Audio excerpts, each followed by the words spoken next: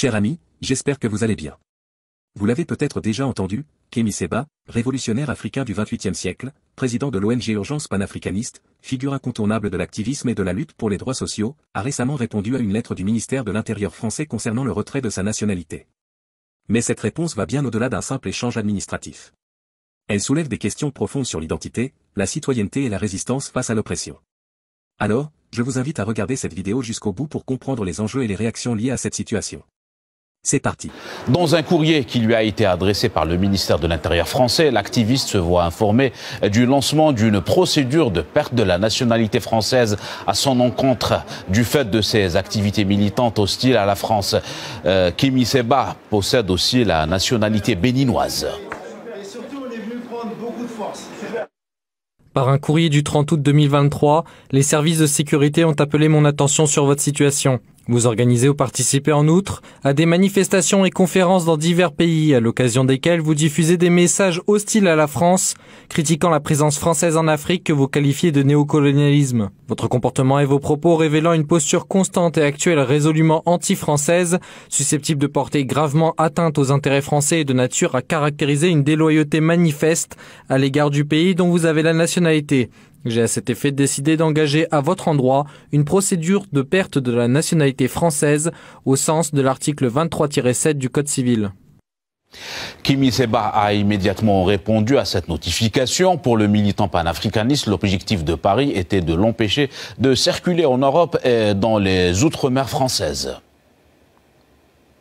Cher gouvernement français, votre réaction profondément néocoloniale constitue pour nous une immense décoration de guerre, preuve, s'il en fallait, de l'efficience de notre travail de déconstruction de la France-Afrique. On ne m'en dira rien auprès de vous, jamais de la vie. Je ne suis pas de ceux qui pleurent lorsqu'ils sont expulsés ou discriminés. Africain et fier de l'être jusqu'à mon dernier souffle. Mais on va se servir de cette affaire pour illustrer la nature négrophobe systémique de votre politique. J'ai toujours précisé que notre combat était et demeure contre l'oligarchie française et non le prolétariat français qui souffre lui aussi.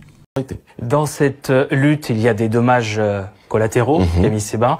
Peut-être un scoop pour nos téléspectateurs, ça apparaîtra bientôt sur les réseaux sociaux. Vous avez reçu une notification, une lettre du ministère de l'Intérieur français. De quoi cette lettre parle? Cette lettre stipule que suite à nos activités contre le néocolonialisme, que eux appellent anti-français, c'est assez marrant, c'est comme si on dit que maintenant quand on est anti-Macron, on est anti-français.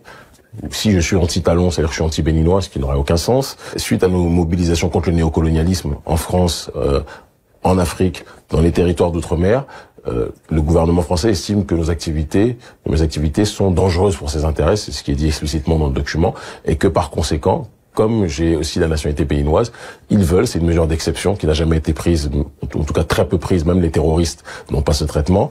C'est un petit indice aussi pour savoir quels sont leurs véritables ennemis. Eh bien, ils souhaitent engager la procédure de déchéance de la nationalité. Alors on va être très clair. Ils posent des conditions, on dispose d'un délai d'un mois pour faire des observations. Moi, je vais vous dire les choses très clairement, personne ne va mendier leur nationalité. Personne.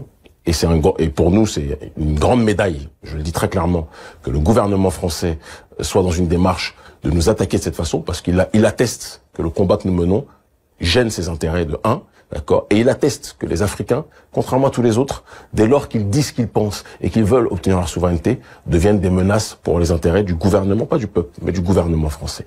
On ne m'en dira pas.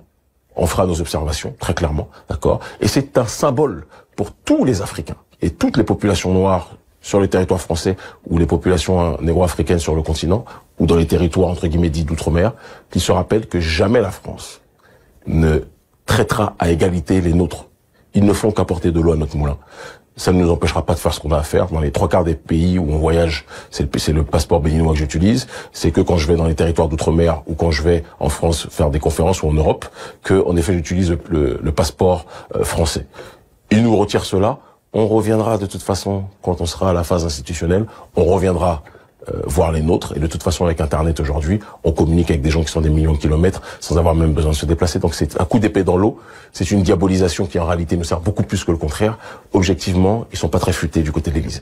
Donc un nouveau combat qui s'engage, mais qui est pour vous plus une distinction de votre travail. C'est un ballon d'or dans le cadre de la géopolitique, cette déchéance. Dans cette lutte, est-ce que vous avez des partenaires que vous privilégiez plus que d'autres? Aujourd'hui, les relations entre le continent africain et la Russie, certains pays d'Afrique se réchauffent, sont plus proches que jamais. Qu'est-ce que vous en pensez? Est-ce que la Russie a son rôle à y jouer? Comme j'ai dit, je ne veux pas être dans une relation un pays et un continent. Je pense qu'il faut être dans une diversification des relations et des connexions géopolitiques.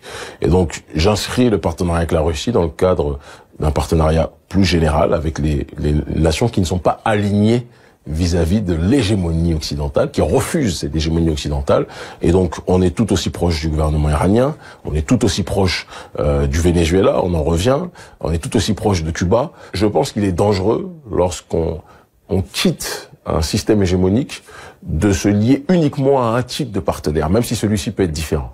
Et donc, nous, notre stratégie, c'est de créer un écosystème hostile à l'hégémonie occidentale, en diversifiant les partenariats et en ayant une équidistance entre chacun. Donc c'est ce qui fait que vous pouvez nous voir, la Turquie n'a pas toujours des bonnes relations avec la Russie ou avec d'autres, parfois c'est des bonnes relations.